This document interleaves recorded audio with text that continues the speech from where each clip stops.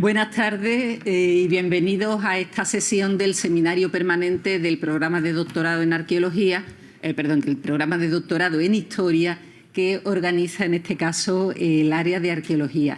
El tema de la conferencia que tenemos hoy aquí creo que va a ser muy interesante, muy atractivo para todos ustedes. Casas del Turuñuelo, Guareña, Badajoz, Tarteso en Extremadura, con ese título en interrogante que nos deja ahí abiertas muchas posibilidades, creo yo, para cuando termine la conferencia. Han venido hoy a hablarnos de este interesante yacimiento pues los directores de las campañas de excavación que están consiguiendo en los últimos años una serie de descubrimientos que pues han puesto las casas del Turuñuelo en el primer plano de la investigación arqueológica nacional.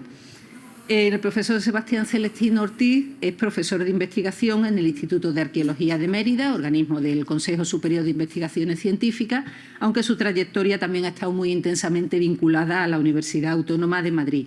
Su principal línea de investigación la constituyen las culturas protohistóricas y prerromanas del suroeste de la península ibérica, en concreto las del ámbito tartésico y su relación con la colonización fenicia. En ese campo ha desarrollado diversos proyectos sobre la ocupación territorial y el poblamiento en los valles del Guadalquivir, del Guadiana, del Tajo y también sobre la arquitectura de este periodo, que se han reflejado en una numerosísima serie de artículos, monografías, contribuciones a congresos, etcétera, que no voy a relacionar aquí uno por uno ni mucho menos. Destaca su interés por la aplicación de nuevas tecnologías a la investigación arqueológica, tanto para el trabajo de campo como para el estudio de laboratorio. Y desde 2014 dirige las excavaciones en el Turuñuelo, ese excepcional yacimiento al que dedicamos la conferencia, y al que se ha incorporado en los últimos años la otra conferenciante de hoy, que es la doctora Esther Rodríguez González. Ella se formó en esta Universidad de Sevilla, fue alumna hace ya un puñadito de años, aunque realizó su doctorado en la Universidad Autónoma de Madrid bajo la dirección precisamente del profesor Celestino, y obtuvo el premio extraordinario de doctorado de esta universidad en el año 2018. Su especialidad es el estudio de las influencias mediterráneas en el suroeste peninsular durante la primera edad del Hierro. Actualmente es investigadora postdoctoral Juan de la Cierva en el mismo Instituto de Arqueología de Mérida, donde está desarrollando una muy brillante tarea en el marco del grupo de investigación que dirige el profesor Celestino y el proyecto Construyendo Tarteso 2.0. Me gustaría reseñar su ritmo frenético de publicaciones porque a pesar de su juventud va ya por un centenar largo y es codirectora de las excavaciones de Cerro Borreguero, del Turuñuelo y es la responsable de organización del trabajo de campo. Les voy a dejar inmediatamente la palabra a ellos, que son quienes realmente les van a contar cosas interesantes esta tarde acerca del yacimiento.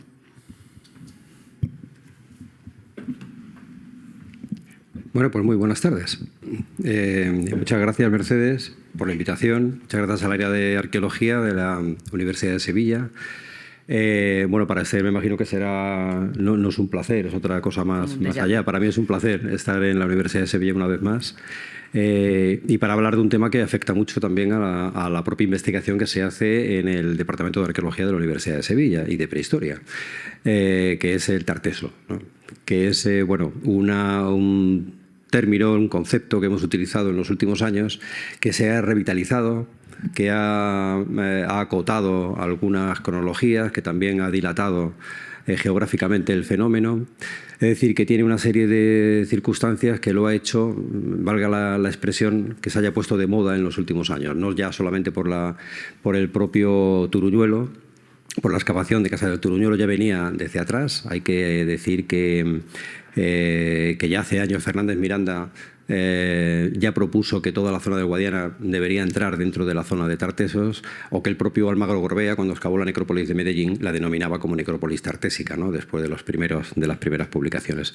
Por lo tanto, no es una idea nueva la que nosotros hemos lanzado, sino lo que hemos hecho ha sido, gracias a los hallazgos que se han producido en los últimos años, ha sido cimentarlo, ¿no? Darle un poco de cuerpo. Hemos visto antes una diapositiva donde se veía la enorme cantidad de publicaciones que se han hecho en los últimos años sobre Tartessos. No solamente ya las publicaciones, sino los congresos, reuniones científicas, todo tipo de foros, y se han escrito de todo. Se han escrito bueno, evidentemente libros científicos, artículos y demás, pero también novelas, tenemos obras de teatro, tenemos composiciones musicales, por cierto, de un compositor sevillano. Hay de todo, ¿no? Por eso decía, como se ha puesto de moda en los últimos años, el saber, el intentar conocer mejor lo que es Tarteso. Cuando poníamos la diapositiva de los objetos que hay, ¿no? Los que aparecen en el Guadiana, los que aparecen en el Guadalquivir, siempre llamó la atención la similitud, ¿no? Tanto de técnicas como de los objetos que aparecían en cualquiera de los dos valles. Hay que tener en cuenta primero que todo lo que aparecía en el Valle del Guadalquivir era más antiguo, no deja de ser el origen de Tartessos, y que lo que aparecía en el Guadiana, que siempre pensamos lo más antiguo era justamente la necrópolis de Medellín, que aparecía a principios del siglo VII, ya eran pequeños yacimientos que luego se iban haciendo cada vez más importantes, y a partir del siglo VI, es decir, a partir de la crisis, de la famosa crisis que se habla de Tartessos, es justo cuando el Guadiana alcanza su auge, ¿no? Y es ahí cuando se desarrollan los grandes túmulos que van jalonando todo el Guadiana. Por lo tanto, nosotros lo que proponíamos era un núcleo de Tartessos que aparece según nuestra concepción de Tartessos, que es variable, ¿no? Yo creo que hay opiniones de todo tipo y aquí no vamos a entrar en ello porque si no centraríamos un poco la discusión en ello, ¿no? Pero hay un núcleo de Tartessos que es el origen de toda la cultura, que es el Valle del Guadalquivir y Huelva fundamentalmente, a partir del cual, bueno, hay 500 años de historia, es decir, que muchas veces olvidamos que Tartessos, si comienza en el siglo IX y termina en el siglo V, prácticamente es medio milenio de historia en la cual no se queda fosilizado en el Valle del Guadalquivir, sino que se va reproduciendo en otros lugares, tanto del Alto Guadalquivir como del Guadiana.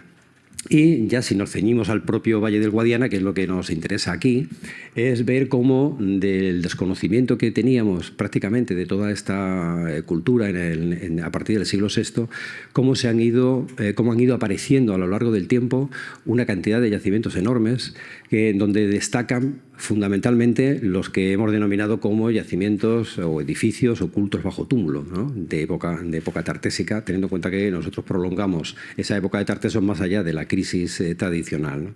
En el mapa no solamente se ven esos túmulos, sino se ven los poblados que hay algunos poblados de una entidad importante, como la propia necrópolis, la más importante también la del Pozo de Medellín, que ya digo que es una necrópolis que empieza a principios del VII, y termina en el V, es decir, que tiene un grado de continuidad bastante importante, ¿no?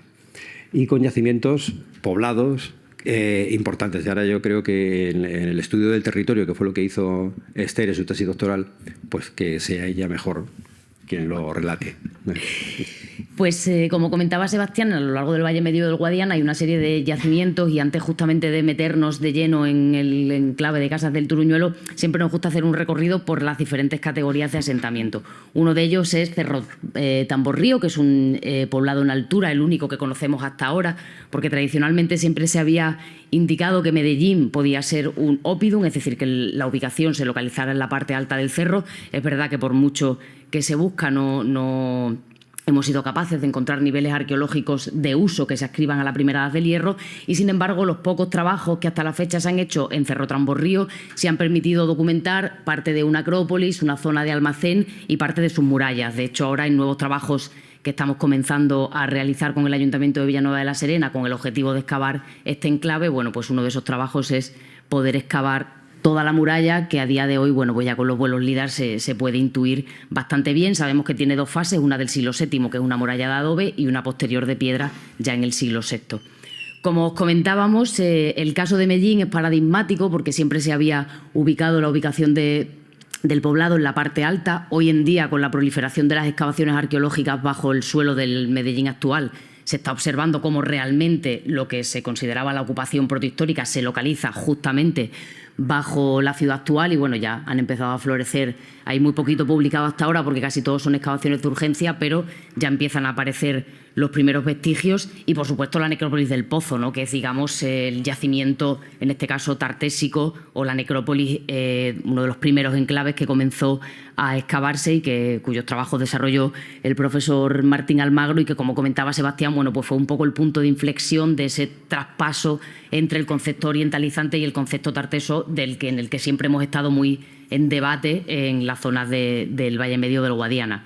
El tercer enclave que nos gustaría resaltar, bueno, pues lógicamente Canchorroano, ¿no?, que fue el primer yacimiento que se empezó, bueno, en paralelo con la necrópolis de Medellín, que empezó a excavar el profesor Maluquer, que también pertenece a esta categoría de asentamientos ocultos bajo túmulo, ¿no?, de estos grandes edificios, y que en este caso, bueno, pues rápidamente, aunque en inicio hubo aquel debate entre Palacio Santuario, bueno, con la definición exacta del enclave, pero bueno, parece que ya no existe ninguna duda en identificarlo con un santuario que tiene esa superposición de altares justamente en la estructura o en la habitación principal, el Santa Santorum, que es en este caso la H7.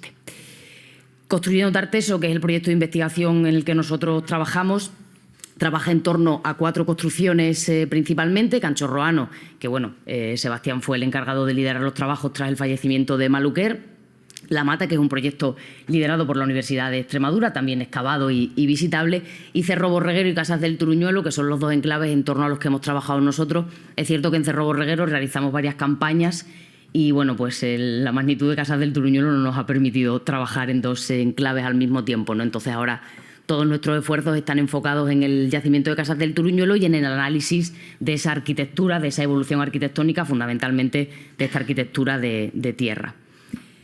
Vamos a adentrarnos en el yacimiento de Casas del Turuñuelo y lo que vamos a hacer para ello, bueno, aparte de contextualizar el yacimiento, es hacer un pequeño recorrido por las áreas que hemos excavado hasta el momento y sobre los trabajos que estamos desarrollando y que concluimos el próximo viernes. Ya nos quedan apenas 3 días de excavación.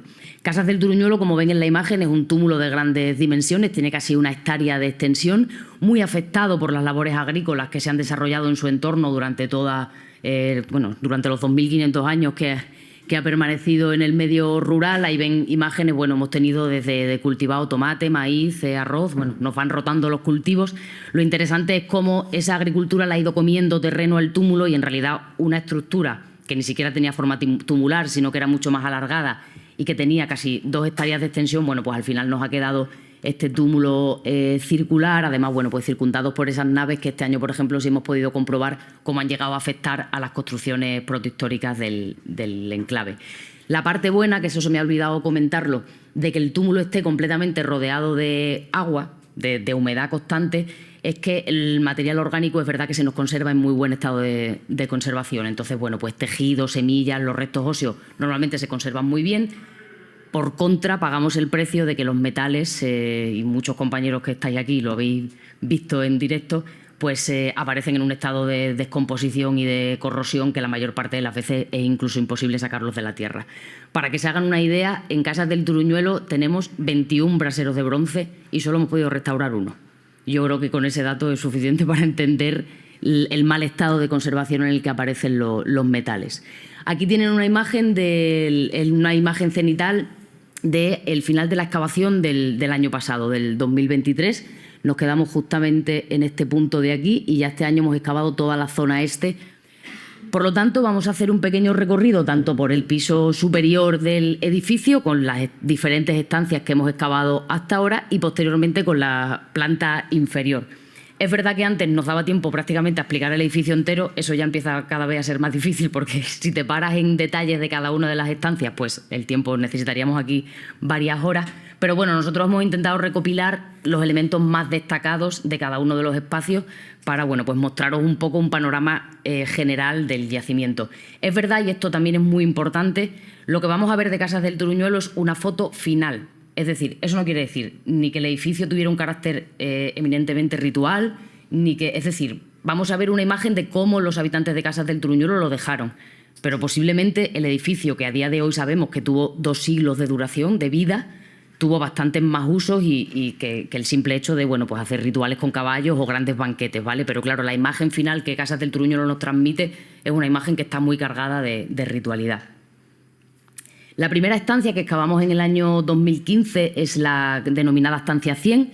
Es la habitación que tiene mayores dimensiones, 70 metros cuadrados, dividida en 3 ámbitos. Una parte que apareció pavimentada de losas, la parte central que tiene este gran emblema en forma de piel de bóvido, y la parte más oriental, que el elemento que la distingue en este caso, bueno, pues es la presencia de esta bañera sarcófago. Si quieren podemos también discutir el concepto, ¿no? El emblema es significativo y ya lo hemos recalcado en varias ocasiones porque realmente no funciona como altar, sino que el focus lo tiene en uno de los laterales. Por lo tanto, parece más un emblema diseñado, un símbolo que permaneció en el diseño de la habitación, y en un momento final se realizó un sacrificio. Aquí en la reconstrucción lo pueden ver bien, el focus lo tenía en uno de los laterales y el último animal que se sacrificó fue una ternera, que fue los últimos restos que documentamos cuando excavamos este espacio. La bañera, que es otro de los elementos de debate, los últimos análisis ya y definitivos nos han permitido determinar que se trata de una calcarenita, que nosotros en origen pensamos que podría tratarse del mismo material que el mortero de las escaleras, pero no, se trata de una calcarenita que además es la misma piedra que la empleada para realizar los relieves que aparecieron el pasado año. Es decir, tanto las bañeras como los relieves han sido realizados con material procedentes de las mismas canteras. Tiene un único acceso localizado al este, que es la orientación, lógicamente, que sigue todo el edificio, ¿no? Como ahora iremos viendo a lo largo del desarrollo. Otro de los elementos reseñables por los que la habitación nos ha aportado un gran volumen de información es el debate, bueno, en torno a la cubrición de este espacio en el que ahora nos detendremos, pero antes de eso en la campaña de 2022 apareció una segunda bañera o sarcófago, en este caso de menores dimensiones. Apareció en la estancia S2, pero es del mismo material que la que ya teníamos localizada en esta estancia 100, y la diferencia fundamentalmente es que esta se encontraba decorada. En este caso tiene un doble sogueado que la rodeaba por completo. Esta pequeña bañera apareció en el relleno, aquí la ven además encima de un testigo que le dejamos completamente tirada, porque es verdad que en el yacimiento de Casas del Turuñuelo hay un gran proceso de destrucción y una gran intencionalidad porque todo el material que se destruye quede dentro del propio edificio. Entonces muchas cosas aparecen tiradas en el relleno. De hecho, el primer fragmento de esta bañera con este sogueado nos apareció en el patio, entre 2 pelvis de 2 caballos. Eso ocurre muchísimo en Casas del Turuñuelo. De hecho, este año concretamente nos ha pasado que una cerámica ática de figuras rojas teníamos el cuerpo de un joven en una palestra y este año han aparecido unos pies, hemos juntado los 2 fragmentos y resulta que son de la misma copa, pero en 2 ámbitos completamente distintos, y es un hecho que se repite constantemente. Como les comentaba, uno de los elementos destacados de la habitación, bueno, pues es la posible existencia de una bóveda de adobe sin cimbra, que bueno, seguimos dándole vueltas a su planteamiento. Es una habitación que carecía de vigas, a diferencia de otros espacios que sí hemos conservado las techumbres, no solamente las vigas, sino que tenemos incluso los morteros de tierra con las improntas vegetales completamente marcadas en este mortero, que nos permite conocer cómo fue la secuencia constructiva de estos espacios. Y en este caso, bueno, pues la habitación apareció completamente colmatada, en este caso ya de ladrillos, porque es verdad que buena parte del material constructivo se coció durante el incendio final que sufre el edificio. Entonces, bueno, tenemos materiales o piezas de adobe que la mitad está en seco amarillo y la otra mitad se nos ha terminado de cocer, y bueno, a nivel tecnológico es muy interesante de documentar. Y aquí tienen, bueno, pues una reconstrucción 3D de cómo sería este espacio. Entre el material que apareció en esta habitación, que era muy abundante, lo que sobresale son estas placas de marfil y hueso. Las 3 primeras placas son de hueso y la cuarta de abajo es de marfil. Ya publicamos este hallazgo hace algunos años y bueno, pues la idea que nosotros propusimos, la hipótesis de trabajo, es que la caja en origen, ¿no? Aparecieron las 4 placas, la caja de madera obviamente no, porque se quemaría en el incendio del edificio, pero la hipótesis que nosotros lanzamos es que la caja en origen sería entera de marfil y en algún momento, bueno, pues 3 de las placas se rompieron y se rehicieron a posteriori, en este caso en hueso. De hecho, una de las piezas que presentaremos el jueves en la rueda de prensa permitirá explicar muy bien estas placas de marfil. Otro de los espacios que corresponde al piso superior es la estancia S1, que en origen nosotros denominamos como estancia del banquete, porque es verdad que durante su proceso de excavación fue muy abundante el material arqueológico vinculado con, bueno, pues la vajilla de mesa para la celebración de un gran banquete. Entre los elementos arquitectónicos que tiene, pues aparecen estas dos estructuras de adobe, una interpretada por su orientación como mesa y otra como un posible altar. Y como les comentaba, una gran secuencia completamente rellena de material, bueno, sobre todo copas de imitación para beber vino, los cuencos pintados, las fuentes. Lo que ocurre es que, bueno, cuando ya hicimos el estudio completo de la estratigrafía, nos dimos cuenta que todo este material que nosotros habíamos relacionado con el banquete estaba en el relleno de la estancia y que lo que había sobre el suelo realmente era cerámica de cocina. Entonces parece que fue más un ámbito para el cocinado que propiamente dicho para el consumo del banquete final que se celebró antes de cerrar y clausurar el edificio. Junto a la cerámica, junto a la cerámica de mesa y a toda esa vajilla, bueno, pues un elenco de objetos de bronce de gran calidad, ¿no? La parrilla, el caldero, los dos jarros, el juego de anzuelos o este emblema con este símbolo de piel de bóvido y esas dos palomas que siempre hemos relacionado con la representación de las divinidades Baal y Astarte. Aquí tienen una reconstrucción de la estancia para que imaginen cómo era. Todas las esteras de esparto y elementos que aparecen en ellas los hemos integrado en la reconstrucción porque aparecieron durante la secuencia de excavación. De hecho, en casi todas las habitaciones que tienen los suelos de arcilla pisonada sí hemos conseguido recuperar parte de ese trenzado de las esteras sobre los suelos de las habitaciones. La última estancia que hemos parcialmente excavado en el piso superior es la estancia norte, que es la estancia donde proceden los restos del único individuo inhumado que tenemos hasta la fecha, que es nuestro Desiderio, que bautizamos así porque apareció el día de San Desiderio, no tiene más truco. Pero, ha dado la vuelta al mundo. Ahora mismo sus últimos restos óseos están en Bruselas porque estamos intentando, además con la ayuda de Filipa, intentar extraer ADN antiguo, porque los intentos que hemos hecho con anterioridad no nos han dado resultados, no se ha podido secuenciar y es verdad que la información que aportaría el hecho de poder extraer ADN a este individuo sería muy interesante. Ahí ven una imagen de dos de los braseros que aparecieron, uno embutido en otro junto a los restos de este individuo, que han sido dos de las piezas estas de la parte inferior que no hemos conseguido restaurar. Sin embargo, este que está aquí arriba, que era el primero, eran 3 braseros de bronce apilados, es el único que hasta ahora hemos conseguido restaurar. Es llamativa la presencia de Desiderio en el yacimiento de Casas del Turuñuelo, entre otras razones porque nosotros tenemos muy próximo a nuestro yacimiento la necrópolis de Medellín. Y teniendo en cuenta que en esta necrópolis, y bueno, en general en el mundo tartésico, el ritual predominante es la cremación de los individuos, bueno, pues se sale, digamos, un poco de la tónica la presencia de un individuo inhumado y además dentro de un edificio, ¿no? En este caso, bueno, nosotros la teoría que lanzamos en su momento fue que este individuo murió posiblemente en el proceso de sellado del edificio y, bueno, pues dadas las circunstancias y el momento que sería, decidieron enterrarlo con el propio edificio, tumbarlo plácidamente porque tampoco está en una posición ni siquiera agresiva, simplemente, bueno, pues dejarle dentro del edificio y si con suerte conseguimos sacarle ADN antiguo, pues a nosotros nos será de gran utilidad para, bueno, pues conocernos un poco de dónde viene y quiénes son sus ancestros en este caso.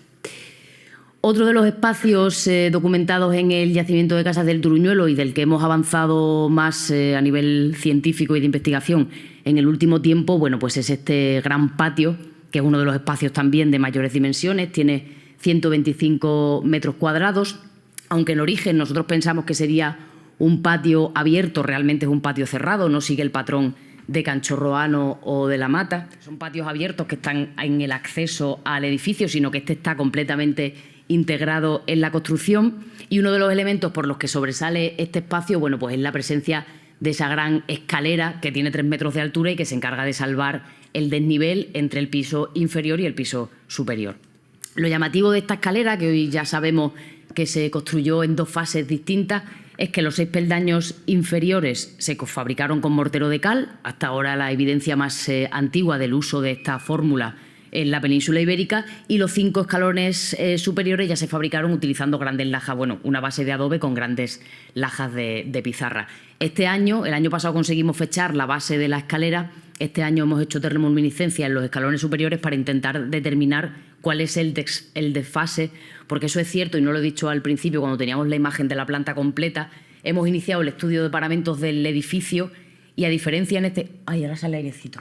A diferencia de Canchorroano, que si recuerdan, para construir el siguiente edificio se amortizaba y se destruía el anterior, en Casas del Turuñuelo no ocurre eso. En Casas del Turuñuelo se construye un primer edificio, que fue un edificio solo de una planta, y a partir de ahí se empieza a modificar arquitectónicamente. Pero no se construye un nuevo edificio, sino que se modifica el que ya tienen. Y uno de los elementos con el que se hacen estas modificaciones es añadiéndole un piso superior, creando una plataforma y añadiendo, amortizando las habitaciones de abajo y creando un piso superior. Luego, dentro de la construcción, se están constantemente remodelando, añadiendo tabique. Entonces ya hemos conseguido documentar este año, a través de un sondeo que hemos hecho en el patio con el compañero Luis Miguel Carranza, que también es alumno de esta universidad, un sondeo en el patio para documentar los niveles más antiguos de cimentación y hacer también termoluminiscencia en la base y así intentar acotar lo más posible la cronología del inicio del edificio y del final, que el final en este caso sí lo tenemos muy bien fechado con todas las analíticas que se hicieron a los restos de los caballos del sacrificio de animales documentados sobre el suelo de este patio. Quizá para mí, a nivel personal, uno de los mayores retos de mi carrera es excavar un contexto de esta naturaleza y sobre todo, bueno, conseguir conformar un equipo de arqueozoólogos que nos ayudase a extraer de este contexto, que al final es una imagen única, el mayor volumen de información posible, ¿no? Gracias al estudio que hemos llevado a cabo y que acabamos de publicar hace apenas unos meses, hoy sabemos que dentro del patio hay al menos 4 fases de sacrificio. La primera de ellas corresponde a los individuos que están arrinconados en la esquina sureste del patio, que nosotros además denominamos el Rincón de la Muerte, porque cuando estabas excavando levantabas una costilla y aparecían 20 más y aquello era interminable. Estos restos corresponden a un primer sacrificio que se realiza en el patio y que en un momento determinado el patio se limpia, se arrinconan esos huesos que además tienen marcas sobre todo de picotazo de buitre, es decir, han estado expuestos y los carroñeros han trasteado con los restos y los han desplazado de su posición. Se limpia el patio, se arrinconan y se hace un segundo sacrificio, que ya son los animales que nos aparecen completos. Y habitualmente, además, en parejas, con las cabezas cruzadas, uno dotado de bocado, otro no. Cuando nos aparecieron los 2 primeros individuos, nosotros siempre pensamos que se trataría de 2 caballos que tiraban de un mismo carro y que detrás iba a estar el carro. Del carro no se sabe nada, pero oye, la esperanza es lo último que se pierde. Entonces, esa correspondería a la segunda fase del sacrificio. Sabemos que pudieron pasar semanas entre la realización de un sacrificio y de otro, por la termoalteración que tienen los huesos a la exposición al sol. Después de ese segundo sacrificio, que son, como os comentaba, los animales que están completos, hay un tercer sacrificio, que son las vacas, porque en este contexto de los animales que están depositados sobre el suelo, el total de animales son 42 caballos, 9 vacas, 4 cerdos y un perro. Sobre ese sacrificio se sacrifican varias vacas, que son las que se comen en el banquete final del edificio. Y luego, a mitad de patio, documentamos 4 fogatas, en las que también se comieron como media vaca y medio caballo y algo más, que son las fogatas que nos dejan de testimonio porque se han parado a comer en el proceso de rellenar el edificio. De hecho, este año nos ha aparecido una nueva en la parte exterior del edificio. Es decir, la cantidad de trabajo y de gente que tiene que participar en rellenar un edificio de esta magnitud, y nosotros que lo estamos vaciando somos conscientes de lo que cuesta, pues claro, en algún momento debieron pararse a comer y la huella de lo que comieron se quedó a mitad de relleno de ese patio. Pues esas serían las 4 fases del sacrificio que nosotros, bueno, hemos comenzado a trabajar y a reproducir en esta reconstrucción 3D de lo que sería el sacrificio de animales. Desde mi punto de vista, un sacrificio que todavía está demasiado limpio, es decir, yo todavía le metería muchísima más sangre y, o sea, creo que de por sí el contexto debía ser mucho más impactante, ¿no? Aunque la imagen en sí ya de por sí, bueno, pues con esos animales con las cabezas cruzadas, pues ya de por sí sobrecoja. En el patio, en la parte justamente al sur de la escalera, tenemos una gran cista de piedra que además tiene una salida, una abertura y recorre el patio, lo atraviesa por completo y se pierde en el perfil norte. Todavía no sabemos dónde va a parar parte de esta atarjea o canal. El año que viene, que ya torceremos del este hacia el norte, creo que seremos capaces de bueno, pues documentar exactamente en qué punto del yacimiento se pierde o muere. Parece que bueno, pues todos los indicios apuntan a que habrá un posible aljibe o algún tipo de pozo que se está encargando de recoger, en este caso, las aguas. El patio de Casas del Turuñuelo es cierto que no fue muy rico a nivel material, es decir, no apareció abundante cerámica como ocurre con otros contextos, pero sí es cierto que el material que pertenece a este espacio es bastante rico, ¿no? Y es que de él proceden tanto los restos de la escultura de mármol del Pentélico, del cual solo tenemos los pies, actualmente de hecho sigue llamándose Piecitos, porque no hemos tenido la suerte de documentar el resto. Están completamente fragmentados a bisel, lo que parece que fueron golpeados y se partieron, y entendemos que los restos de la escultura estarán en algún otro punto del yacimiento, pues como les comentaba antes que nos ocurría con la cerámica, ¿no? Bueno, pues todo queda repartido en el espacio. Bueno, ojalá y algún día consigamos completar esta pieza y saber realmente a quién estaba representando. Lo interesante, bueno, pues aparte de que gracias a las analíticas ya sabemos a día de hoy que se trata de mármol del Pentélico, ¿no? Del mismo mármol que se está empleando en la construcción de la Acrópolis casi al mismo tiempo, pues el grado de detalle que tiene tanto en la ejecución de las uñas, ¿no? Con esas arrugas que le dibujan y que conserva todo el contorno tanto del pie como de las uñas completamente bordeado de rojo, y parte del azul egipcio que decoraba el pedestal, o en este caso la base de la escultura.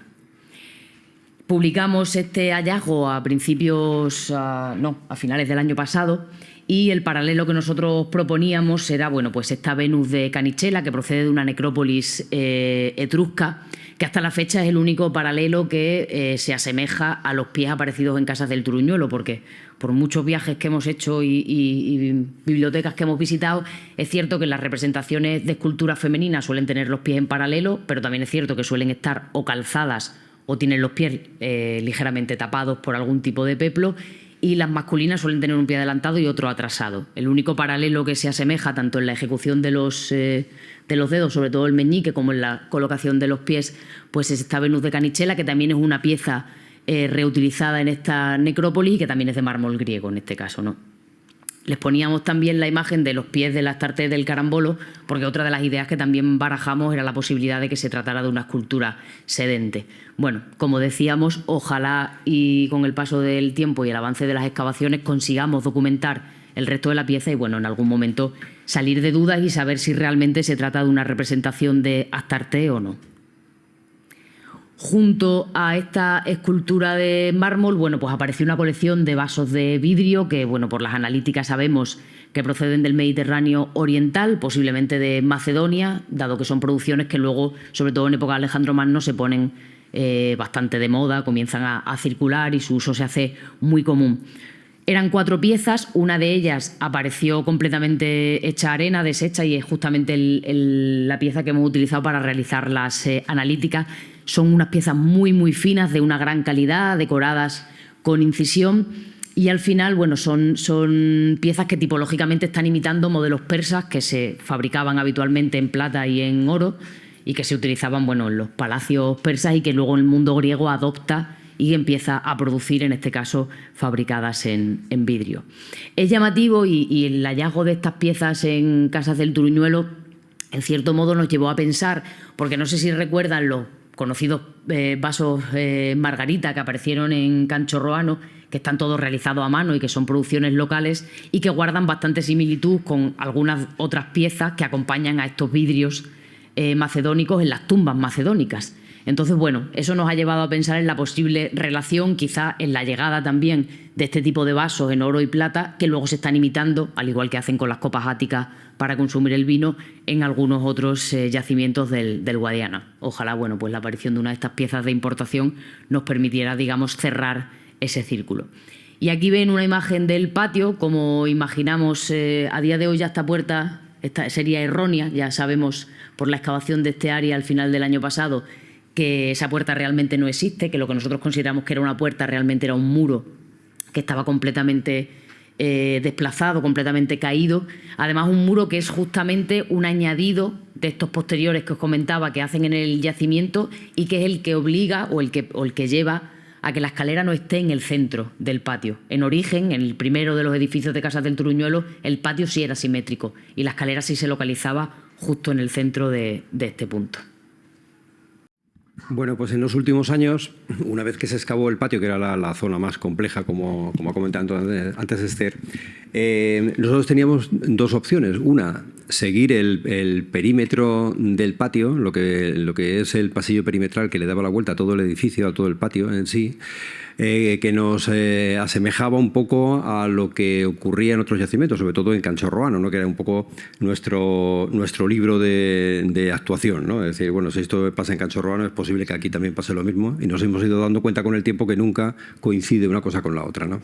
El caso es que se realizó todo el pasillo perimetral de la zona sur, de la zona este, ahora ya conocemos también que sigue por el norte, y lo que buscábamos era la puerta de acceso al edificio, que era fundamental también para tener una estructura constructiva y a partir de la cual ir empezando a avanzar y a reconstruir cómo sería la planta real del edificio. Esto tiene dos problemas. Uno, que nos hemos obsesionado con encontrar la puerta, y dos, que la planta del edificio tiene forma de longaniza, es decir, es todo alargada. ¿Por qué? Porque no hemos excavado todavía las estancias que hay a un lado y a otro, ¿no? Pero bueno, este año hemos terminado el este y por lo tanto ya podemos centrarnos en los otros lados de este gran edificio, ¿no?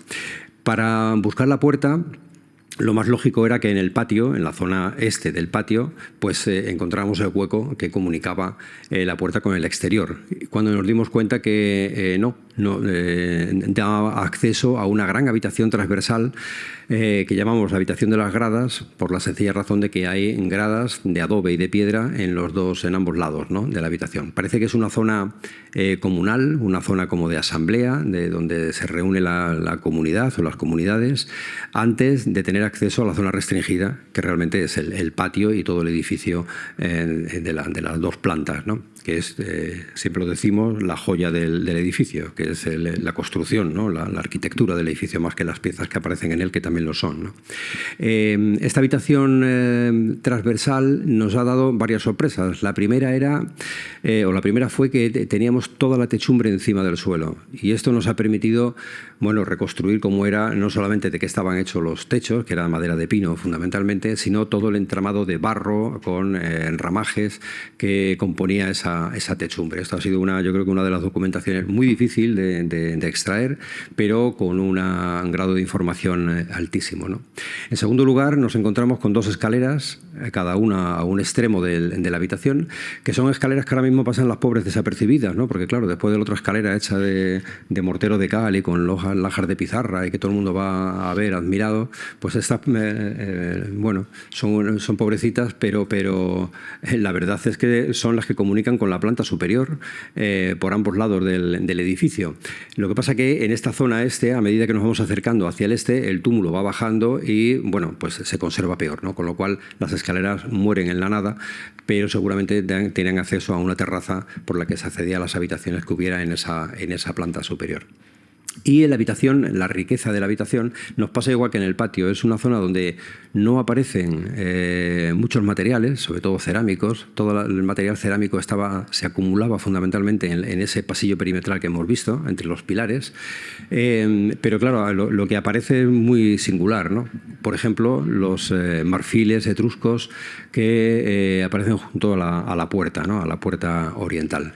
Son unos marfiles que tienen sus paralelos en los marfiles etruscos de Tarquinia, que también aparecen, conocemos algún ejemplo, también en la península, sobre todo en la necrópolis de Villares y en algún otro sitio del Levante, pero bueno, que son muy llamativos, ¿no? Y me gusta poner esta diapositiva, siempre la hemos elegido, no ya por lo espectacular del marfil en sí, ¿no?, sino porque es una forma muy didáctica de decir cómo se rellena el edificio y cómo se quema el edificio. Es decir, cuando se pegan, uno aparece en una cota, por ejemplo, a 2 metros, el otro aparece sobre el suelo, vamos a suponer, ¿no? Pero uno está quemado, como lo ven, mucho más negro, y otro mantiene todavía el color original del marfil, ¿no? Lo cual quiere decir que la destrucción que hubo con saña de todo lo que había en el interior del edificio es evidente, ¿no? Y luego ya, bueno, nosotros tenemos que tener la paciencia de todos los fragmentos que van apareciendo a lo largo de todo el edificio, ir casándolos porque realmente pegan, ¿no? Lo importante de estos marfiles es que muchos de ellos conservan todavía el pan de oro con el que estaban decorados y algunos de ellos incluso el azul egipcio, ¿no? Es decir, eran marfiles como serían en la antigüedad. Lo que pasa es que estamos acostumbrados a los marfiles como en la arquitectura griega y romana, ¿no? Que parece que siempre es blanco. Los marfiles Pasewán no tienen color marfil, sino que estaban pintados, ¿no? En este caso, ya digo, se conserva muy bien todavía el pan de oro y algunas zonas, ¿no? Pintadas con el azul egipcio, ¿no? Lo que le daría, bueno, un color muy espectacular que estamos a punto de poder reconstruir, ¿no? Por lo menos en parte de estos marfiles. Y junto a en esa habitación de las gradas, justo a la entrada de la puerta o a la salida de la puerta, buscando esa famosa puerta bueno, nos encontramos los rostros, ¿no? que dieron la vuelta al mundo el año pasado. Nos sorprendieron a todos no solamente ya por el hallazgo de imágenes que pudieran tener una relación con el mundo de la cultura tartésica, ¿no? Sino por la belleza de las mismas, la enorme calidad que denotan la talla, ¿no? De estas piedras. Está hecha con, como decía antes Esther, ¿no? Con la calcarenita con la que se hizo la propia bañera, con lo cual deberían tener, los geólogos ya han hecho analíticas en el entorno del Turuñuelo y hay canteras de esta piedra, con lo cual la extracción sería fácil. Es muy fácil de trabajar porque no deja de ser una arenisca, que es, ya digo, se parece mucho a las areniscas. Tenemos que comparar las analíticas, lo que pasa es que no hay muchas, ¿no? Con los guerreros ibéricos de la zona de Porcuna, por ejemplo, que están hechos de una piedra muy similar y que son también muy fáciles de labrar. Pero bueno, ya digo que lo que llama la atención es la calidad artística de las mismas, ¿no? Esa es la otra parte de la habitación de las gradas y en búsqueda de la famosa puerta, bueno, pues este año hemos dado con ella y lo va a contar Esther. Esa es, bueno, cómo van apareciendo las caras, ¿no? Poco a poco, este fue el primer fragmento que apareció. Además, apareció prácticamente en la superficie. Es decir, el túmulo se conserva tan bien que en cuanto se bajan los primeros 5 centímetros ya comienzan a aparecer elementos protehistóricos, ¿no? Este fue el primero que apareció, que nos sorprendió a todos muchísimo, porque pensábamos que era un animal, y bueno, y todavía no lo descartamos, ¿no? Pero lo que pasa es que con la nariz ya no había muchas dudas, ¿no? Fue el primero que apareció, ya digo que parecía de un monstruo, algún animal mitológico, pero inmediatamente apareció el guerrero, este fragmento de guerrero que, bueno, nos recordaba muchísimo al de Porcuna, como veíamos antes, que está hecho, ya digo, con la misma calcarenita o parecida. Y es curioso porque si se quedan con el cordón que tiene delante de la oreja, es un motivo que es bastante llamativo, ¿no? En estos guerreros. Parece que los guerreros jóvenes siempre llevan esa trenza delante de la oreja en la transición, ¿no? a esa vida ya militar, ¿no? O la vida ya de guerrero. Otro de los fragmentos que aparece también es muy significativo. Solo conservamos un poco el arranque de la frente, del casco, esos cascos tan peculiares, y la diadema, que es lo que llama la atención es que es una diadema muy similar a la del tesoro de Aliseda, ¿no? Ya en el valle entre el Tajo y el Guadiana, pero que tiene unos elementos que siempre se han identificado como un collar, pero bueno, en este caso aparecen como una diadema, ¿no? Y bueno, aquí tenemos otros ejemplos que hay, que tampoco vamos a parar mucho porque sí, este tipo de joyería lo hay en bastantes elementos del mundo ibérico, ¿no? Esta es la que llamamos la moreneta porque, bueno, está en negrita. Apareció una parte, volvemos otra vez a lo que pasaba con los marfiles, ¿no? Es decir, una parte aparece más clara, no estaba tan afectada por el foco del incendio, y sin embargo otra parte de la cara sí que estaba junto a una de las fogatas o unos puntos de combustión del edificio, ¿no? Por lo tanto, cuando se han unido, bueno, quedan con esos distintos colores que es característico de todos los materiales del yacimiento, ¿no? Lo que llama la atención es el tocado, que es el mismo tocado de las dos esculturas, ¿no? Son relieves, en realidad son toda la parte de atrás es plana, además llevan unos apliques, unos orificios en la parte superior y en la parte inferior, seguramente porque iban aplicados en algún ornamento. Y una de las cosas que llama la atención, aparte del tocado, son los pendientes en forma de arracadas, que son idénticas a las arracadas que aparecen en Canchorroano. Incluso las esculturas tienen un tamaño similar al natural y los pendientes miden exactamente lo mismo los de Canchorroano que los de la Dama, ¿no? Esto también de Boadilla. Son más similares todavía porque conservan la cadenilla como en la escultura, ¿no? Una cadenilla que ayuda a pender, a restarle peso, ¿no? a la propia arracada. Los paralelos del tocado, bueno, le hemos dado muchísimas vueltas, no hay nada que se le parezca o no hay nada que sea similar, sí, pero nada que sea igual, ¿no? En un principio nosotros, cuando apareció el primer fragmento, que era el tocado de aquella ahí, exactamente el que está señalando Esther, pensábamos que eran las garras de un animal mitológico o las fauces, ¿no? Algo así, ¿no? Luego ya, claro, al completar la escultura nos dimos cuenta que era el tocado. Y es así como flamígero, ¿no? Como unas llamas que salen de la cabeza, pero también es verdad que pueden ser como raíces, ¿no? O como plantas. Es decir, ahí estamos estudiando por todas partes. Hemos visto algunos paralelos que pueden tener alguna similitud, pero en realidad todavía seguimos buscando algo que se le parezca tanto estos son algunos ejemplos etruscos que también tienen ese tipo de tocado vegetal, pero bueno, ya digo que no es exactamente lo mismo, ¿no? Bien, estos son entonces la pregunta que nos hacemos. Hay que tener en cuenta que nosotros todavía no las hemos estudiado. Es decir, las esculturas aparecieron en abril, ¿no? de 2023, o sea, hace un año prácticamente.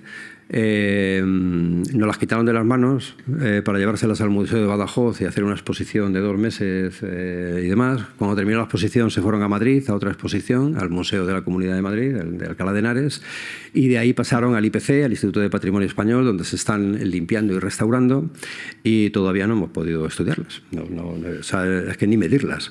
Entonces esperemos que algún día nos dejen tranquilos y podamos estudiar. Lo único que hemos hecho ha sido ver bibliografía, mirar algunos elementos, algunos paralelos y demás, pero bueno, no el estudio que se merecen, ¿no? Y tal. Sí tenemos todas las analíticas, eso sí, porque la han hecho en el IPC, pero bueno, ya digo que estamos pendientes un poco de su estudio. Y el fin del edificio es uno de los temas más quizás más importantes, ¿no? Porque todo el mundo, la pregunta que se hace siempre es, bueno, ¿qué pasó para que hicieran esa destrucción, para que rellenaran todo el edificio, para que lo sellaran y para que se fueran, ¿no? Pues no tenemos una respuesta. Es decir, que todavía estamos ahí trabajando con muchísima gente, sobre todo los geólogos son y los geomorfólogos más en concreto, ¿no? Están viendo las posibilidades de un cambio de clima, no un cambio climático, sino un cambio de clima durante varios años de una época que sí sabemos que era de mayor humedad. Es posible que las tierras ya no fueran propicias para el trabajo, consideraran que era un mal augurio el lugar, decidieran irse, ¿no? No lo sabemos, pero bueno, el caso es que la secuencia está clarísima, la secuencia de destrucción, ¿no? Primero se deciden irse. La segunda parte es, cuando lo deciden, es juntarse toda la comunidad y hacer un gran banquete, tanto en el interior, un banquete más restringido y un banquete más comunal. El sacrificio de animales, y una vez que deciden hacerlo, incendian todo el edificio. Hemos recuperado prácticamente todas las vigas, menos de la habitación más grande, ¿no? Que sabemos que al no tener vigas es una de las razones por la que también se apoya que tuviera abovedada. Y después del incendio, al caer todas las vigas y demás, lo entierran todo. Y después, para finalizar, le echan una capa de arcilla, de unos 10 centímetros de una arcilla del río, al lado del río, que lo deja absolutamente sellado durante 2.500 años, ¿no? Hasta que hemos llegado nosotros, claro. Una de las cosas más llamativas que nos ha permitido explicar también algo que pasaba en Canchorroano, que el propio Maluquer no llegó nunca a entender, y yo tampoco, pero que parece que ya empiezo a entenderlo gracias a lo del Turuñuelo, ¿no? Como hemos visto, en las habitaciones del interior aparece mucha cerámica de imitación griega, ¿no? Cerámica, sobre todo tipo cástulo, copas que bueno, se hacen en el lugar, ya están analizadas, ya sabemos que están hechas con arcilla del lugar y demás. Sin embargo, toda la cerámica ática de importación que aparece, casi toda está en la superficie del túmulo. Nada más empezar a limpiar, metida entre ese sellado que se hace al final. En Canchorroano pasaba igual. A Maluquer le llama mucho la atención que allí aparecen, en el santuario aparecieron casi 200 copas griegas, ¿no? Casi todas en la superficie o en el entorno del túmulo, ¿no? Y pensamos que están reservando la mejor vajilla para hacer la última libación antes de irse, ¿no? Dejan todas las de imitación en el interior y la vajilla griega, la buena, la utilizan para hacer ese último banquete, ¿no? Porque también aparecen otros elementos, pero sobre todo las copas griegas es lo que más llama la atención, y las rompieron en el lugar, aparecen completamente fragmentadas como siempre, y luego ya con el sellado, ¿no? Y esto ya Esther va a contar lo que estamos haciendo este año. Pues para concluir, ¿no?, y cerrar lo que ya conocemos del yacimiento de Casas del Turuñuelo, como comentaba Sebastián, durante las 2 últimas campañas hemos estado obsesionados con encontrar la puerta principal de acceso al yacimiento. Creo que podemos decir ya y afirmar que hemos dado con ella, por fin, porque además el túmulo ya comenzaba a agotarse y es cierto que nos interesaba por 2 razones fundamentalmente. Una, por conocer si la entrada principal se localizaba al este, como era de suponer, teniendo la orientación que tiene el edificio, y 2, por conseguir delimitar el edificio por uno de sus puntos y a partir de ahí ya empezar a trabajar en el resto de sectores.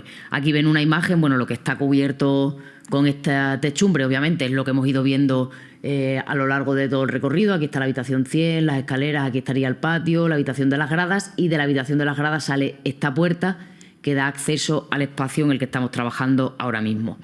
Aquí tienen la puerta que por fin, el año pasado justamente nos quedamos a ras. Pensábamos que no se trataba de la puerta porque tenemos un añadido de un muro justamente enfrente.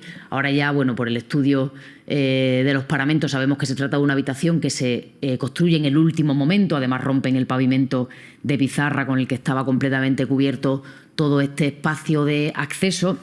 Y claro, nos rompía completamente la imagen, de esta fachada monumental. Conserva casi 3 metros de altura, tiene su zócalo de piedra, su alzado de adobe, y es un muro que tiene 4 metros de ancho, es decir, es un muro de una solidez bastante significativa. Pero como les comentaba, hay que eliminar esta estancia de aquí para poder entender. Es algo que pasa mucho en Casas del Turuñuelo. Tienen una etapa en la que les da por meter tabiquitos por todas partes y eso a veces te desvirtúa un poco la imagen. Aquí tienen una vista aérea de la parte que hemos excavado este año. No podemos entrar en mucha profusión porque si no el CSIC nos corre a gorrazos. Los resultados se presentan el próximo jueves allí en el yacimiento, pero como yo sé que vosotros me vais a guardar el secreto, pues yo os cuento un poco. Aquí veis la entrada que daría acceso a la habitación de las gradas, las 2 partes de la fachada compartimentadas por este espacio que, como os comentaba, se cierra o se crea en el último momento. De hecho, aquí se ve cómo han roto el pavimento de pizarra para meter estos tabiques. La verdad que no sabemos tan bien con qué idea, porque tampoco es que la habitación haya dado un material significativo como para intentar entenderlo a nivel funcional. Cuando termina el pasillo, el patio, el pavimento de pizarras, se abre un amplio pasillo pavimentado de guijarros, que aquí tiene su perfil, llega desde aquí hasta aquí. Toda esta parte hay que bajarla en la campaña del año que viene y por aquí se extiende hasta la aparición de este tabique, pero el pasillo más estrecho continúa hacia allá.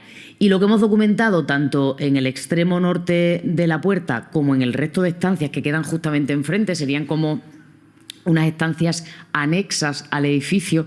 Los que conozcáis la planta de Canchorroano os recordará a las capillas perimetrales de Canchorroano, en este caso con mayor tamaño. Pues son áreas de producción, son talleres de producción que están vinculadas a la producción de diferentes elementos. Por ejemplo, en este espacio de aquí, que se conserva parte de una mesa y el arranque de la bóveda de uno de los hornos, pues conseguimos documentar todo el proceso de creación o de fabricación de pesas de telar. desde las pesas terminadas hasta las pesas que han sido modeladas pero que no se han hecho, por ejemplo, los agujeros, pero que estaban perfectamente colocadas. O en esta otra estancia de aquí, no sé si entreven la cantidad de cerámica que hay, pues todos los indicios apuntan a que se trata de un alfar, es el taller de un alfabrero, donde se nos han conservado, bueno, pues las torres de platos apiladas, hemos localizado, bueno, pues alisadores, un gran número de elementos vinculados con esta actividad, la aparición de una pileta justamente también en el espacio, un sello de alfarero que ha aparecido, es decir, una serie de elementos que, bueno, parece que no dejan ninguna duda de que se trata del taller de un alfarero y que, bueno, pues encaja con, digamos, la lectura del resto de ámbitos que parecen estar todos vinculados a la actividad, diferentes actividades de producción. Lógicamente, bueno, el año que viene continuaremos la excavación hacia el norte e iremos abriendo las nuevas estancias que vayan apareciendo y que vayan circundando el edificio. Por su parte, en este espacio de aquí también hemos documentado otro horno que parece estar más vinculado a la actividad doméstica del cocinado y el alimento, y otra pequeña estancia también con un pequeño hogar central, que son ámbitos, al igual que este tabique de aquí, que se añaden en el último momento y que, bueno, pues parece que estuvieron vinculadas pues quizá con el propio banquete celebrado al final. Por último, y antes de concluir, siempre nos gusta recalcar que, bueno, aunque habitualmente las caras visibles de Casas del Turuñuelo, aunque por suerte ya muchos compañeros también tienen la suerte de presentar el yacimiento en diferentes foros, habitualmente las caras visibles somos Sebastián y yo, pero es cierto que, bueno, Casas del Turuñuelo es el resultado del trabajo de mucha gente y de muchos equipos de investigación, sin los que nosotros pues prácticamente no podríamos venir a contar ni la mitad de las cosas que hoy les hemos podido presentar, ¿no? Diferentes instituciones y grupos de investigación que colaboran con nosotros y gracias a los cuales pues somos capaces de extraer de un contexto tan singular como es Casas del Turuñuelo, ¿no? Donde hemos tenido la suerte de encontrar un contexto prácticamente fosilizado con restos de un gran número de actividades, bueno, pues extraer de ellos el mayor volumen de información posible. Y nada, por nuestra parte, muchísimas gracias. Yo, como ha sido Sebastián el que ha encargado de empezar la conferencia, pues no quería terminar sin daros, por supuesto, las gracias. Para mí venir a Sevilla siempre es un auténtico placer. Me formé aquí, hice aquí el máster de arqueología, tengo aquí muy buenos amigos y la verdad que, bueno, pues siempre es un placer volver a casa. Muchas gracias.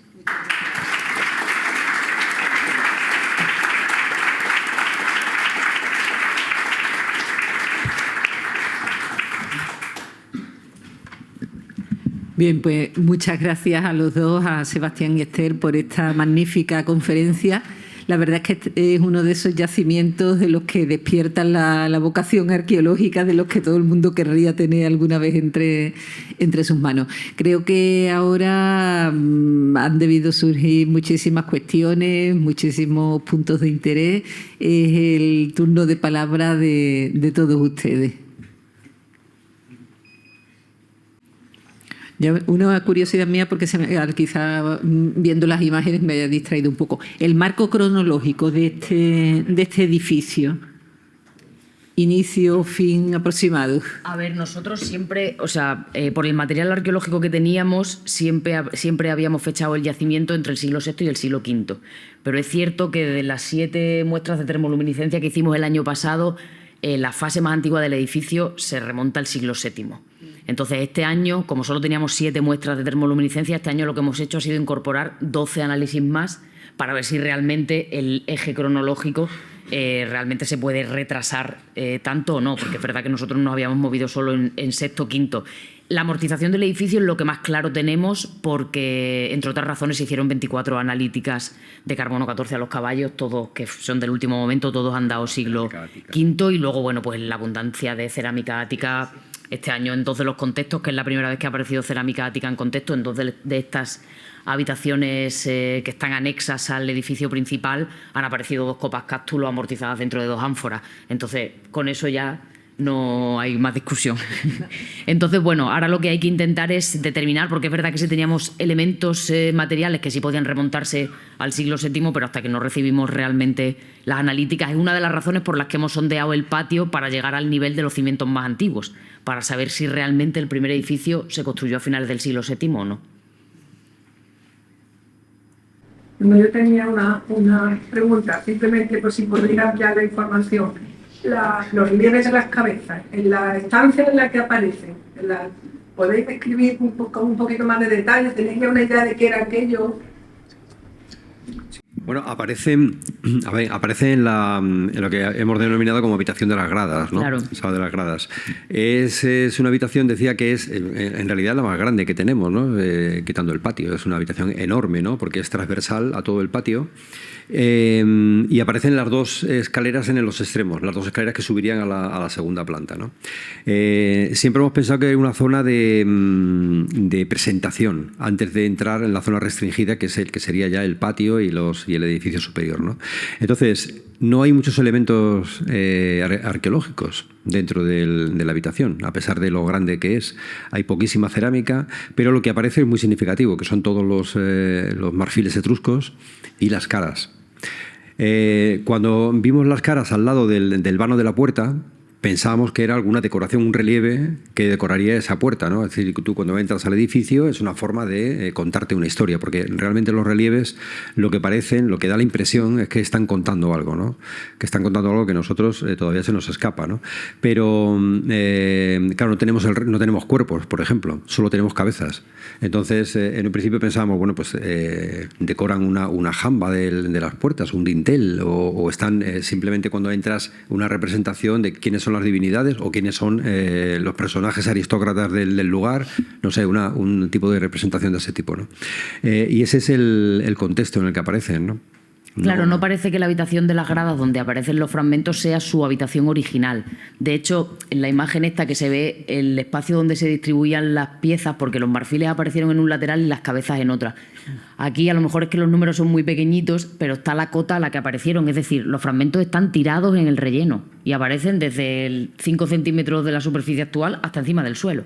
Entonces fueron apareciendo completamente salteados. No parece que ese sea la ubicación original. De hecho, este año nos ha aparecido otra pieza que en este caso tiene una decoración escultórica, o sea, tiene como un... Son como unas metopillas. Sí, como unas metopas que debió formar parte del mismo relieve, o sea, que nos lleva a poder asegurar que seguramente estas cabezas formaban parte de un relieve todavía mayor, que no sabemos dónde se ubicaría. Como decía Sebastián, siempre pensamos que la localización más plausible y más lógica sería la fachada principal, al menos en lo que hemos excavado hasta ahora. No ha aparecido ningún espacio donde pudieran ir encastradas, pero no parece que la habitación de las gradas sea su localización original, simplemente están en el relleno con el resto del material.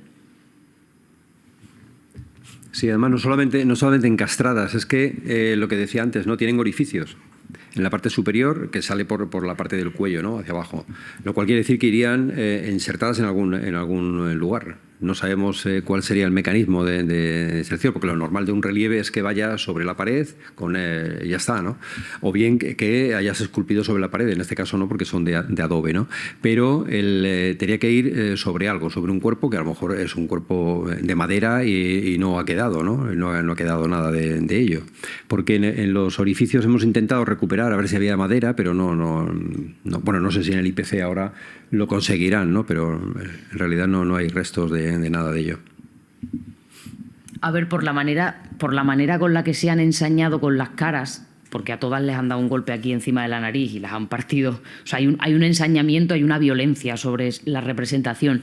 Y el hecho de que sean solamente caras, que sean solamente rostros, nos invitaba a nosotros, bueno, y todavía tenemos la esperanza de que así sea, a que el resto del relieve sí permanezca in situ y que con lo que se hayan ensañado es solo con el elemento que te da a ti personalidad, ¿no? Que te da a ti identidad, que es tu rostro, ¿no? Un poco una damnatio memoria, luego en el mundo posterior. Bueno, esta campaña desde luego no hemos conseguido documentar apenas un par de fragmentos, ya digo, con decoraciones que tiene decoración arquitectónica, no tiene nada que ver, no tiene elementos figurados.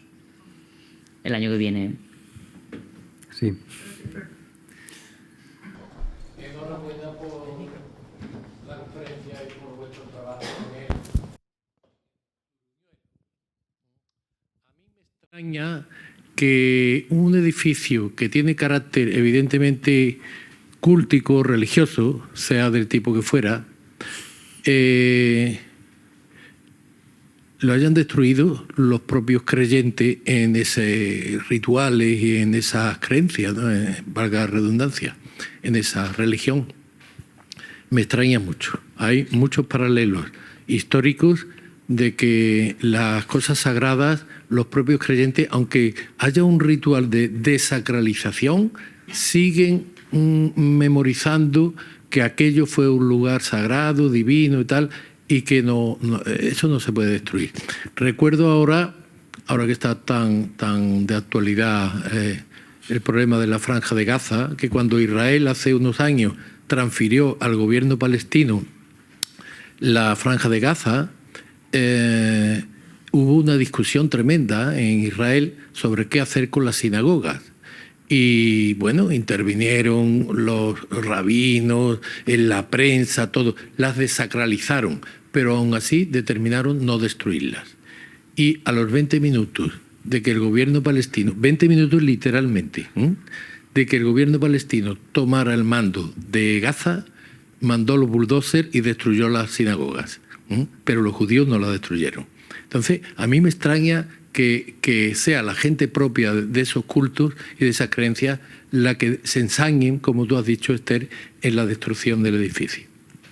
Sí, de hecho esa ha sido una de las grandes preguntas que se nos ha abierto tras la aparición de los rostros. Es verdad que nosotros, la teoría que estábamos trabajando, en la línea en la que estábamos trabajando estos últimos años y lo que habíamos publicado, era, después de la documentación de una crecida del río en el patio, habíamos propuesto, creando modelos predictivos de crecidas del Guadiana, la hipótesis de que los túmulos se inundaban y que, por lo tanto, la vida en ellos no se hacía posible. Simplemente un periodo de muchas lluvias que no te permitiera cultivar el campo y tú decides marcharte.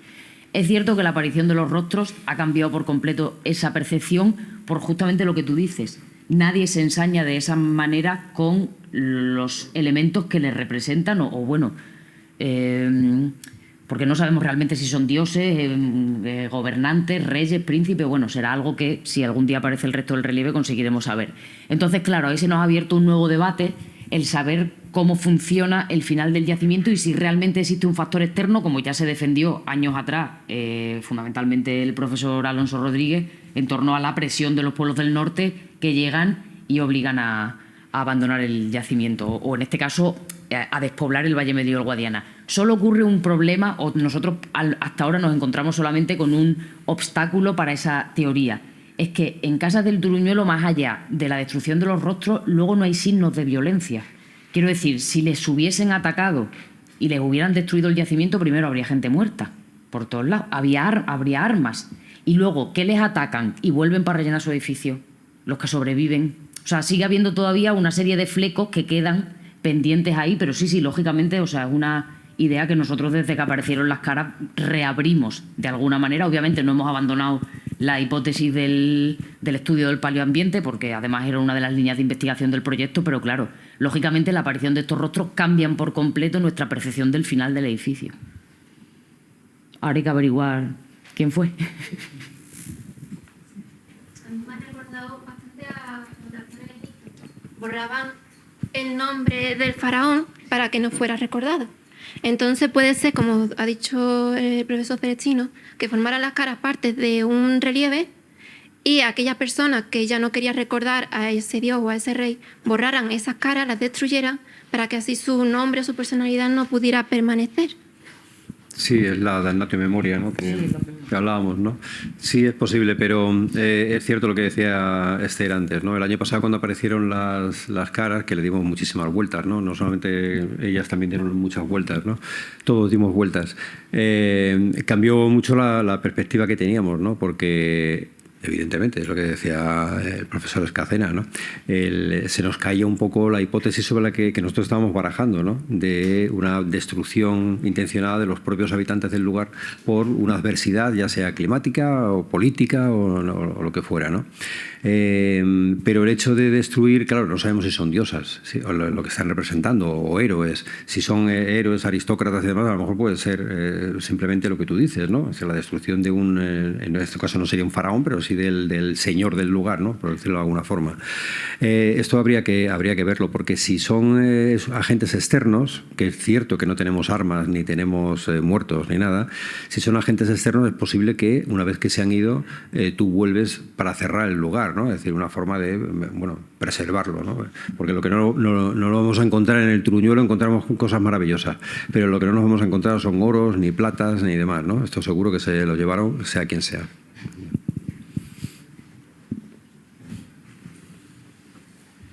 Sí, al respecto de lo que estaban comentando, de los paralelos con el Cerrillo Blanco de Porcuna, ahí yo quiero recordar que también se destruye ese programa escultórico y después se guarda como en una fosa de forma intencionada. Entonces, yo no sé si eso se puso en relación con un paso de una aristocracia de origen divino a un paso de una sociedad un poco más igualitaria, en cierto modo, ¿no? O algo así, como de una monarquía sacra a otro sistema de gobierno más comunitario, entre comillas, ¿no? Entonces, que estoy reflexionando sobre la marcha. No, que eso está muy bien, casi entre todos construimos. Que si no se destruirían para evitar que fuesen profanadas posteriormente. Sí, pero lo normal es que si representan sacras es que se lo lleven. O sea, es la mejor forma de conservarlas, ¿no? Es decir, ¿no? Por ejemplo, Apuntes, claro, por ejemplo, cuando en las iglesias, ¿no? Que ha habido varias crisis con las iglesias, ¿no? Lo primero que te llevas son los sacras, es decir, te abres el sagrario y te llevas. No sabes si se llevaron algo que era. Ya, pero no, sí sabemos que se llevarían muchísimas cosas. Por eso que no se podían llevar todo, obviamente. No, todo, claro, evidentemente no. Y un relieve de piedra no te lo vas a llevar porque transportarlo ya de por sí es bastante costoso, ¿no? No sé, sí, no, la solución no es fácil, ¿no? O sea, poco a poco supongo que iremos arrascando, ¿no? Y veremos a ver si llegamos a la conclusión final. Yo creo que cada día estamos más cerca, ¿no? Cada vez la interpretación se va haciendo más fácil. Hola. No os asustéis que no voy a decir nada así, nada grave. Tarteso existe. Que bueno, también os felicito por, sobre todo los últimos hallazgos. Yo he tenido la suerte de visitaros y hace ya tiempo, cuando empezó a salir la escalera. Pero bueno, simplemente una puntualización sobre asimilar la llamada crisis del 400 del Valle del Guadiana con el fin de Tarteso. Tarteso sigue siendo un corónimo productivo hasta épocas romanas. O sea, en el segundo tratado romano-cartaginés aparece Tarteso, Eratóstenes, geógrafo Eratóstenes, habla de Tarteso, Teopompo de Quío habla de Tarteso en el siglo IV. En fin, hay una serie de autores que están hablando de Tarteso todavía como corónimo, o sea, como región, que es la región entre el Guadiana y el Estrecho de Gibraltar. Por lo tanto, no se puede hablar del final del Tarteso, se puede hablar en su momento del final del periodo orientalizante y en concreto el final de lo que fuera, llamaré la cultura X, del Valle del Guadiana. Exacto. Bien Blas Infante hablaba de Al-Ándalus, Eduardo. Claro, bueno, y que a nivel material, ¿dónde está el Tarteso? ¿Dónde va? Cuando el Valle Medio del Guadiana colapsa, ¿dónde va esa gente? Pero lo que se refiere es que las fuentes siguen hablando claro, de Tarteso. Bueno, de hecho, los colegas de Alicante cada vez comienzan a defender más la extensión arqueológica. Vamos, que hace 4 días escuché yo a Alberto Lorrio en una conferencia defender la extensión territorial de Tarteso hasta Alicante. O sea que cada vez se empieza el acordeón. Se confunde los fenicios con los tartesios. Sí. Que ese es el problema. Se confunde, no se identifica. Bueno, se identifica. Yo creo que aquí en realidad debatimos. En realidad creo que aquí debatimos en torno a un concepto que realmente ninguno somos conscientes de si representa la realidad arqueológica que nosotros estudiamos. En ese sentido, solo la epigrafía podría venir a solucionarnos la papeleta. Ahora le seguiremos llamando Tarteso porque de alguna manera lo tendremos que llamar. Pero yo recomiendo que le ya las interrogaciones. Ah, sí. Eso fue una propuesta de Mercedes y yo dije, pa'lante.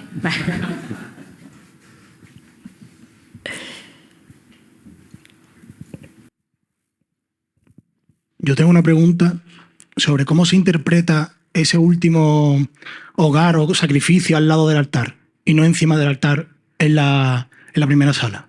Porque en realidad el emblema no se concibió, no se usó nunca como un altar, sino que dentro del proceso ritual del final, bueno, pues utilizaron ese espacio para realizar ese sacrificio y colocaron el foco en uno de los laterales, no hay más. ¿Pero el altar no presenta huellas de combustión? No. De hecho, es que ni siquiera es un altar propiamente dicho, como se conocen, bueno, pues los de Canchorroano, Coria, el carambolo. En realidad es un emblema dibujado en el suelo, usando una línea blanca que se ha hecho con pizarra han dibujado el emblema en el suelo. Es un poco, pues tipo, no sé, por ponerte un símil, lo más Pozomoro, ¿no? Ese dibujo que tiene en el entorno utilizando la piel de toro. Bueno, pues una cosa parecida. Pero está dibujado realmente, no es un en sí. Sí, en el mundo ibérico sería el oral, ¿no? el más parecido. Sí. ¿no?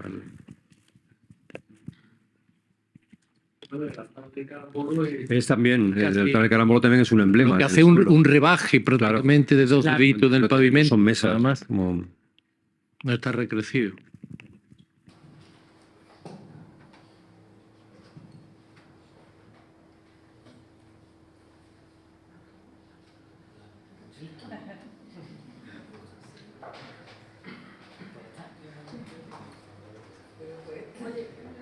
El fragmento de escultura, ¿los pies dónde aparecieron? En el patio. En el patio, delante de la escalera del patio. O sea, se supone que la escultura, bueno, eso es lo que yo pienso, debe estar en el piso superior, ¿no?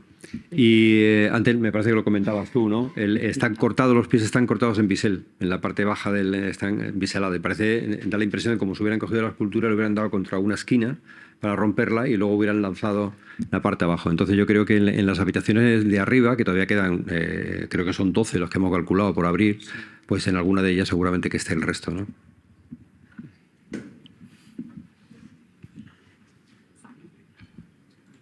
O sea que en realidad de la extensión del túmulo, si os dais cuenta, solo hemos excavado lo que está marcado en rojo y la parte esta de delante, es decir, nos queda toda esta extensión todavía, o sea que son muchos espacios.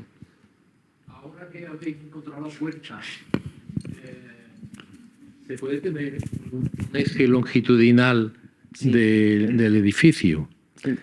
Inicial, que sería el que marcaría la orientación ritual. ¿Eso habéis medido ya la orientación astronómica? Todavía no. No, todavía no. Ya César Esteban por ahí, cualquier día, ¿no? Cualquier día. Por nosotros, sí. Sí, bueno, hay que tener en cuenta que la parte de atrás, la parte oeste, por ejemplo, queda todavía muchísimo por excavar, ¿no? Entonces, claro, nosotros ahora mismo la percepción que tenemos es que la habitación principal, donde está el sarcófago, el altar y demás, parece como que si fuera el eje del edificio y a partir de ahí todo va hacia el este, ¿no? Pero claro, nos olvidamos de que queda todo el oeste por atrás, ¿no? Y por ejemplo, tenemos la puerta este, pero es una puerta, si os habéis fijado, está todo pavimentado, es como un atrio delante, un atrio de pizarra, que por ahí no pueden entrar ni las caballerías, ni los carros, ni nada, ¿no? Por lo tanto, tiene que haber otra puerta grande de servicio, donde puedan entrar las mercancías con las ánforas y demás, ¿no? El interior, por ejemplo, todo el pasillo perimetral está absolutamente lleno de ánforas, ¿no? Con cebada, fundamentalmente con cebada, pero también hay muchos cestos los cestos que aparecen entre los pilares, ¿no? Es decir, que son como una zona de almacenamiento y todo eso tiene que entrar por algún lado, ¿no? Parece que no hay ya más intervenciones, ¿no? Bueno, pues si nadie se anima, pues damos por cerrada la sesión, agradeciendo muchísimo a los conferenciantes el haber venido hasta aquí en unos días tan complicados como es un final de campaña. Van a tener que marcharse temprano, precisamente porque mañana tienen que estar a primera hora ya prácticamente a pie de campo. Y bueno, pues ha sido un placer y ha sido un privilegio tener aquí esta información, alguna ya tan de primerísima mano y tan reciente. Y nada, pues están invitados a venir más adelante a medida que vayan progresando las investigaciones y vayan teniendo algunas de esas respuestas que están todavía en el aire, pues ya iremos contando con ellos para sucesivas intervenciones, que estoy segura de que vendrán. Pues muchísimas gracias y con eso hemos terminado. Gracias a todos ustedes.